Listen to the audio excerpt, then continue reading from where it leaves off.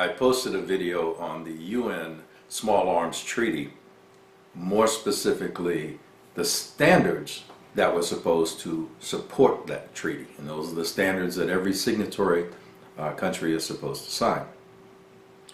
Since then, and most recently, you guys have blown up my channel with comments about that thing. So I need to make this update. One, there's some good news, and two, I want to clarify some things that you now need to do. And time is of the essence, so we'll talk about that. The first part of news is that since then, a year ago, there have been no changes or updates to the standards document that affect civilian access to small arms, to guns. And that was the purpose of the video, was to talk about the threat to our Second Amendment rights. There have been no updates to those standards, and I went through those in detail. I'll put the link down below. Go to that video. It's about 25 minutes, and there's a lot of content in there, but if you haven't read that or seen that, go do that, because it goes specifically into the things that those standards threaten our ability to, or would threaten our ability to have guns.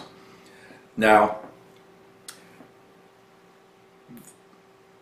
the treaty itself has been signed.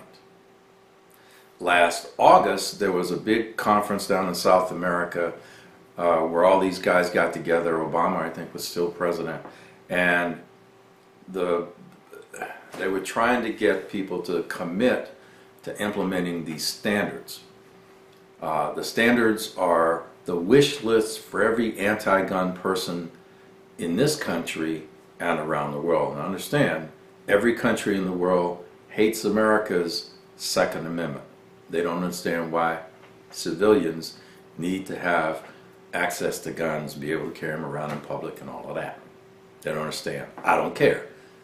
But it is that energy coming from outside this country that is trying to now shame us, shame the country into getting rid of those Second Amendment protections. Well, good luck with that, right?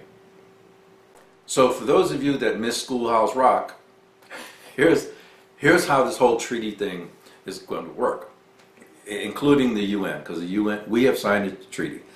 We do not have to worry about blue helmets coming into this country taking our guns. That's silly. Anybody that thinks that's true is, well, they need to go back to school and learn shit. However, the treaty has been signed by the executive branch of our government. And the way treaties work in America, it ain't over until the Senate ratifies it. Well, our Senate has not ratified that, nor with the Republican Congress, or the Republicans controlling the Senate right now, it is unlikely that it will ever go into committee or come out. Now, what does that mean?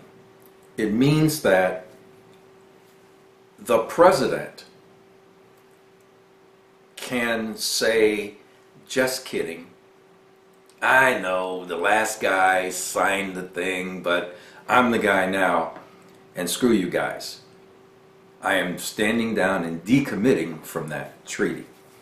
The president of this country can do that. It's an executive order. He certainly can do that. So the first thing we need you to do, and I know there's a lot on the president's plate right now, and by the way, I'm not a supporter of his. Personally, I think he's a dick, but that's not the point. He is in the chair of the presidency. So I want the person whose butt is in the seat to take this action. I don't care who it is. And he is the most malleable right now anyway. So first order of business is to get the movement to have the president do an executive order to stand down from this particular treaty. And I'll put a link down below.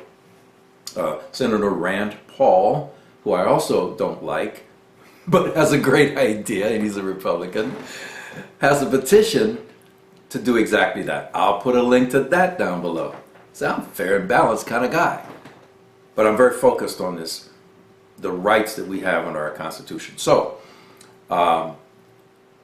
we have a window of opportunity where the president can act, and he has the cojones to do that. So that's what we want him to do.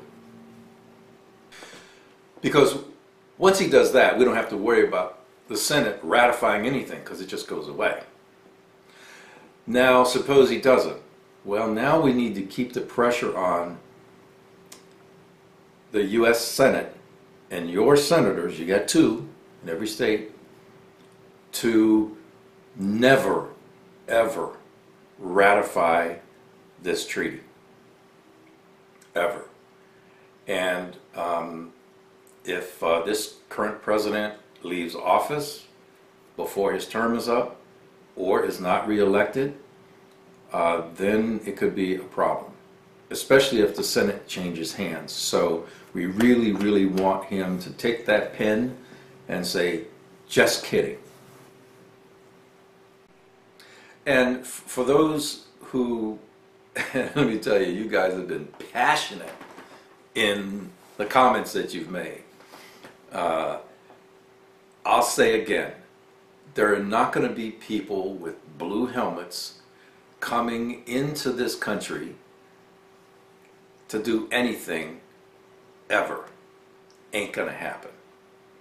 If you don't know how blue helmets happen to get on the ground, the host country has to request it, and the host country meaning both the executive of the country and its Congress, its democratic body. Think about that for a minute. Would this president or any president of this country and our Congress ever request foreign troops with blue helmets to come into this country to do anything? No. So y'all just take a chill pill with that stuff. What we need to do is what I just said. Get to that link below, fill out the petition that Senator Paul has done. That's the next step. Burn up the email, the phone of your U.S. senators so that they know never, never, never, never ratify this thing. Ever.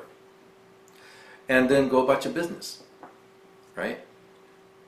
Now, what happens if it gets ratified? Man, it opens the door for major bad stuff. Because even though we have the Second Amendment is still being argued at the Supreme Court when the Supreme Court decides to take a case. In the meantime, laws based on the standards, laws would get passed in our Congress, right? Not every one of them, but man, we would have anti-gun laws coming out the ass, right? And we would be on the defense. We'd be on the defense. So, you know what to do at this point. I'm asking that you do that. Post a link on your Facebook, Twitter, whatever you're using. I don't use Facebook or Twitter. But however you want to share this call to action, please do that. And as always, thanks for watching. Carry on.